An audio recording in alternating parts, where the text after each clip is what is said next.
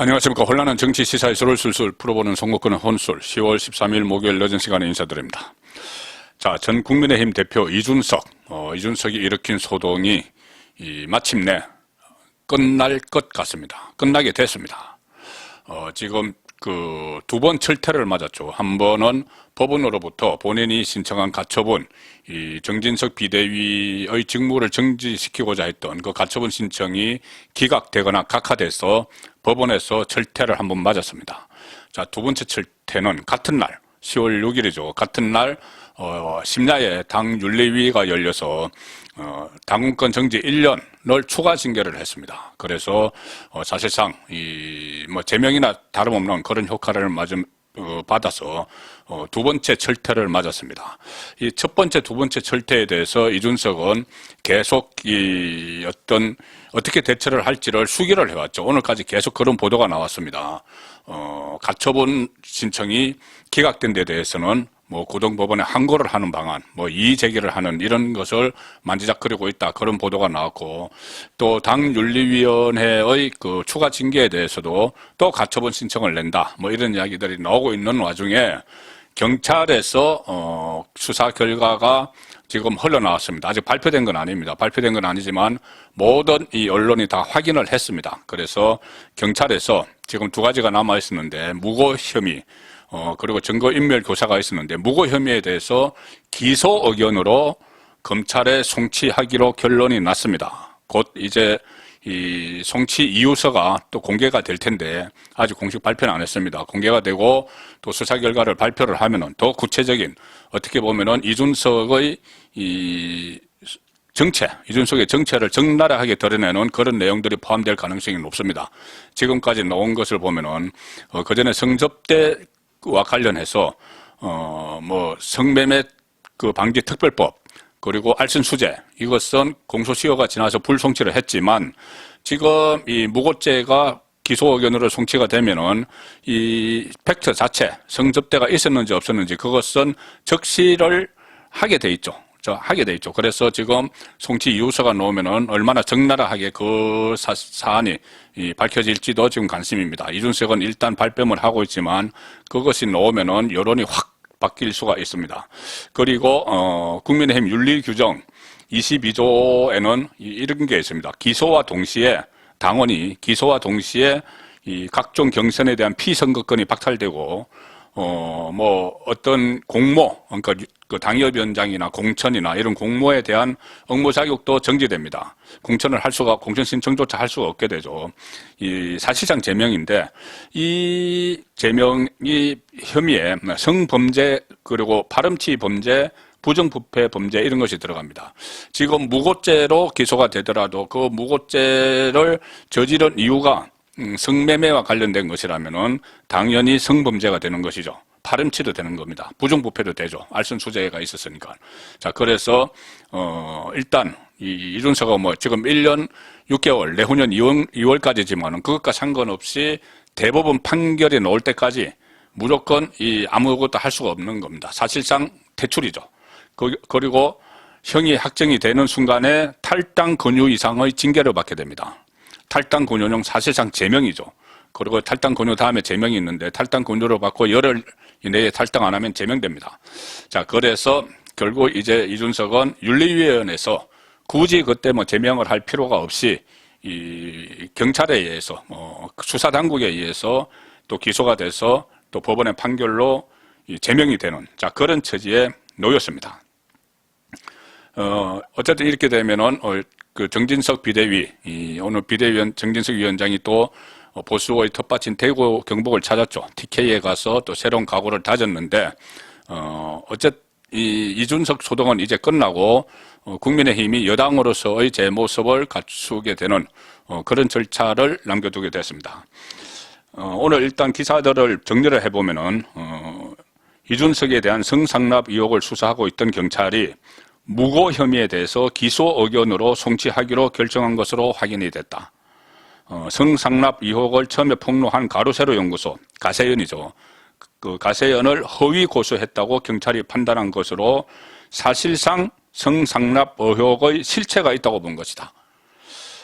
그리고 또 하나 남아있던 증거인멸 교사 혐의에 대해서는 불송치하기로 했는데 이 심야에 본인의 핵심 측근인 김철건 정무실장을 당대표실 정무실장을 대전 유성으로 내려보내면서 그 녹취록 내가 사람을 보내면 만나줄 수 있겠느냐 이준석이 한 녹취록까지 공개가 됐지만 가서 7억 원짜리 각서를 줘줬죠. 이 성접대가 있었다는 것을 부인하는 대가로 7억 원짜리 투자유치 각서를 써줬는데 이준석이 나는 그 각서에 대해서는 모른다. 계속 이렇게 이야기했죠. 선을 그은 것이죠. 그래서 김철건이 덮어쓴 겁니다. 그래서 어쨌든 이 부분에 대해서는 불송치하기로 했는데 자 가장 중요한 것은 이 무고 혐의가 기소 의견으로 송치가 됐고 그러면 무고 혐의를 왜 기소하느냐? 아닌 사실을 있는 사실을 아닌 사실로처럼 했기 때문에 그것이 무고가 된다는 거죠. 그래서 이 팩트 자체 2013년 7월과 8월에 성접대를 받았다는 자체는 경찰에서 확인을 한 겁니다. 이게 상당히 큰 문제죠. 이 서울경찰청 반부패 공공범죄수사대가 그 기소 의견으로 무고 혐의는 기소 의견으로 송치를 하기로 결론을 냈습니다. 자, 무고죄라는 것은 타인으로 하여금 형사처분 또는 징계처분을 받게 할 목적으로 허위 사실을 신고했을 때 성립하는 죄입니다. 그러니까 이 허위 사실인지 아닌지 이거를 밝혀야 되는 것이죠. 이준석은 성상납 의혹이 사실임에도 본인이 성상납을 받았다는 게 사실임에도 불구하고 그 의혹을 제기한 가세연 출연자 강용석 변호사와 김세희 전 기자를 허위사실 유포에 의한 명예훼손으로 고소를 했다. 본인이 그렇게 해놓고 허위사실이라고 고소를 했다. 그런데 조사를 해보니 허위사실이 아니다. 그래서 무고 혐의를 받는 겁니다. 사실임에도 이렇게 됐죠. 그래서 무고죄가 경찰은 이준석의 무고죄가 성립한다고 판단을 하면서 경찰이 사실상 성상납 실체를 확인했다는 분석이 나오고 있다. 이준석이 가세연을 허위사실 유포에 의한 명예훼손으로 고소한 것이 거짓 신고다. 이렇게 본 것이고, 그리고 결과적으로 성상납이 허위사실이 아니다. 성상납이 있었다는 판단을 했다는 말씀이죠. 가세연이 그 작년 12월 27일에 2013년 김성진 아이카이스트 대표로부터 2차례에 걸쳐 성접대를 받았다 이렇게 주장을 했고 또 뭐 금품 화장품을 뭐 몇백만 원치 받았다. 나중에 또 추석 선물도 받았다. 또 나중에 뭐 여러 가지 이야기들이 계속 나왔습니다. 여가수들 뭐 소개를 해달라고 해서 소개해줬다. 뭐 이런 것들도 잡다한 것들도 있습니다. 자 그러자 이준석이 그때 강 변호사를 이 명예훼손으로 고소를 했습니다. 자 그런데 이렇게 되니까는 강용석 변호사를 명예훼손 혐의로 고소를 했죠. 여기서 딱 주의 깊게 보셔야 될 게 있는데 이것이 핵심입니다. 뭐냐면 아니 김성진 아이카이스트 대표가 내가 이준석에게 성접대를 했다. 금품도 줬다. 이렇게 이야기하면은 그게 사실이 아니라면은 김성진을 고소를 해야죠. 김성진은 무고로 고소를 해야 됩니다. 명예훼손으로 김성진을 고소를 해야 됩니다. 그런데 김성진이 아니고 그 의혹을 제기한 강용석을 김세희를 명예훼손으로 고소를 한 거죠. 왜 그랬을까? 왜 김성진은 고소를 못하고 강용석만 했을까? 자, 이 부분에 대해서는 김성진은 성접대를 해줬다는 당사자죠. 당사자를 고소를 하면은 두 사람 간의 진실을 밝혀야죠.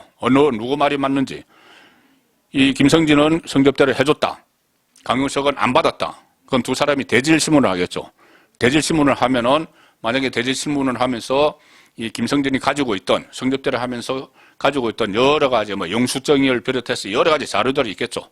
뭐 돈을 쓴 카드 내역이라든가 아니면은 구체적으로 그때 당시의 상황 그런 것들을 지금 경찰에 다 진술을 했습니다.